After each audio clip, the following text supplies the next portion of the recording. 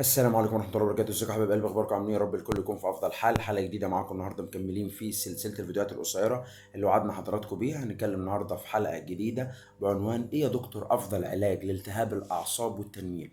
الناس اللي بتحس اعصابها ملتهبة او بتحس ان في تنميل على طول في اطرافها، خاصة الناس اللي عندهم سكر بيبقى عندهم دايما تنميل في اطراف الايدين والرجلين على وجه الخصوص كمان. عشان كده ساعات لما بيتعوروا تبقى الاعصاب الطرفيه بتاعتهم ضعيفه، فما بيحسوش بالالم في الحته دي الا لما بيبدا ان ايه مثلا ايه ينزل دم من اماكن الجروح دي. فعايز اقول لك ايه افضل علاج ليها. افضل علاج يعتبر ليها هي الكورتيكوستيرويدات لعلاج الاعصاب.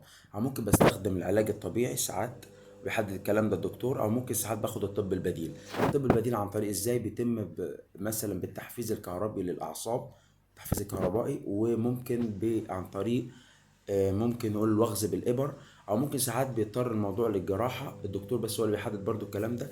لو مثلا في بعض الاورام، ولا يعني ربنا يحفظنا واياكم، بتضغط على اعصاب معينه، فبيضطر انه لازم يستأصل الورم ده عشان يبدا ايه العصب يرجع لطبيعته، ويبدا ان هو يغذي المنطقه دي ويدي الاشارات من المخ للعضلات تكون صافيه.